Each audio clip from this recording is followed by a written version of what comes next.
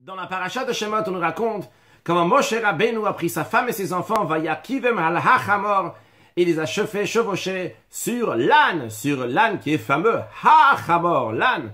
En effet, c'est un âne, celui que Avraham Avinu, le premier des patriarches, a utilisé lorsqu'il est parti ligoter son fils Yitzhak, la Kedat Yitzhak. Il a mis le bois, il a mis le couteau sur cet âne. Et Moshe Rabbeinu, il s'en est servi pour mettre sa femme et ses enfants sur l'âne. Et c'est l'âne sur lequel le roi Mashiach va se dévoiler. Waouh!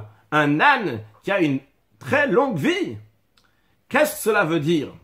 Dans le sens profond des choses, il est expliqué que chamor en hébreu, qui veut dire un âne, vient du langage de chomer, de la matière.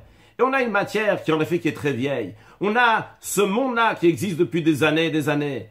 Et il a des étapes de raffinement. Il y a la première étape, à l'époque de Avraham Avinu, qui était avant le don de la Torah. Il n'y avait pas encore la possibilité d'élever la matière à un niveau qui est très très haut de sainteté. Il y avait la possibilité que l'âne, la matière, va aider pour des choses qui sont uniquement des outils, des ustensiles avec lesquels on va faire une mitzvah. En l'occurrence, c'était le bois et le couteau avec lequel Avraham Avinu, le premier des patriarches, allait concrétiser ce que Dieu lui avait demandé de faire la ligature de son fils Yitzhak.